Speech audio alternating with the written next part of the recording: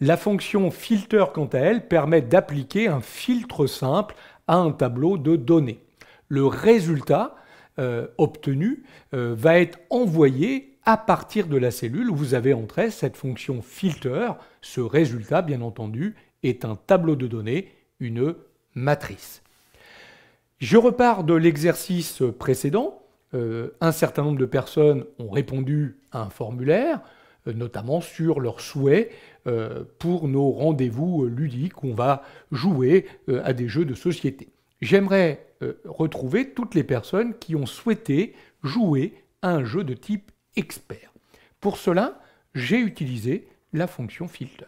Regardez, je m'approche de la cellule où a été entrée cette fonction de calcul, égale filter. Parenthèse, le premier argument, c'est en fait la plage de cellules que je veux filtrer et en même temps, bien entendu, les données que je veux récupérer. Moi, je dis ici que je veux récupérer dans la feuille liste participants les colonnes C à G. Oui, je ne suis pas obligé de prendre la plage complète. Donc, je reprends les colonnes C jusqu'à la colonne G. Je n'ai pas mis de numéro de ligne puisque la source de données est vouée à évoluer. J'espère bien que d'autres personnes rempliront mon formulaire. Ensuite, le deuxième argument, c'est en fait le critère, la condition.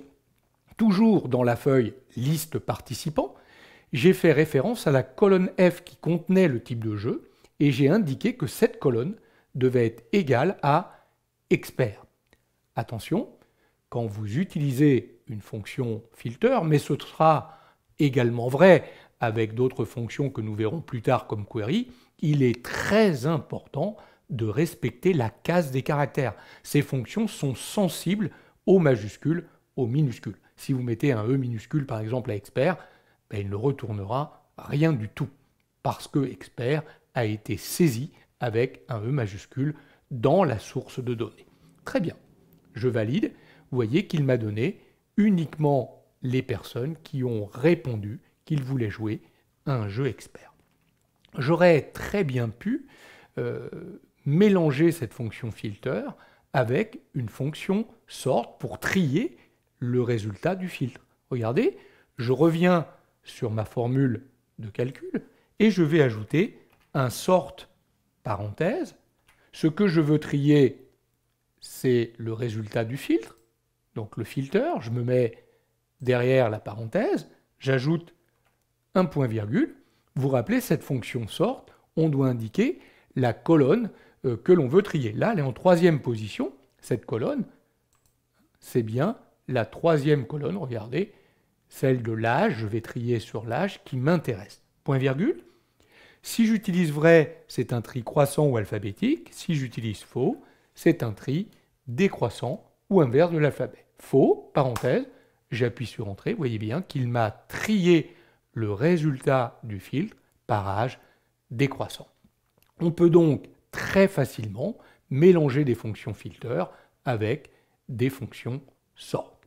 Prenons un autre exemple d'utilisation de filter. Dans cette feuille filtre par jour, j'ai décidé de faire apparaître les individus en fonction des jours plébiscités pour nos rendez-vous ludiques. Les personnes qui ont souhaité plutôt le vendredi ou le samedi ou le dimanche, en fonction bien entendu de la liste des participants. Comment j'ai écrit cela? Je me suis placé dans la cellule A6 et j'ai utilisé un tri. Je laisse le tri de côté, pour l'instant j'ai trié sur la première colonne en ordre alphabétique. Il n'y a qu'une seule colonne, donc il trie finalement sur le prénom puisque j'ai mis le prénom en premier. Donc ce qui m'intéresse, c'est le filter qui est à l'intérieur. J'ai décidé de prendre la colonne C et de concaténer à cette colonne C un espace, de placer la colonne D, autrement dit le nom.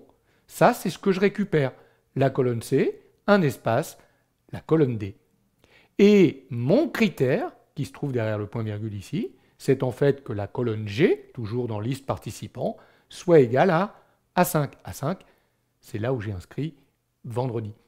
Évidemment, quand j'ai validé cette formule, quand je l'ai recopié à droite, il a été cherché non plus A5 ici, mais B5, et ici non plus B5, mais C5. Et du coup, j'ai la liste des individus en fonction du jour plébiscité.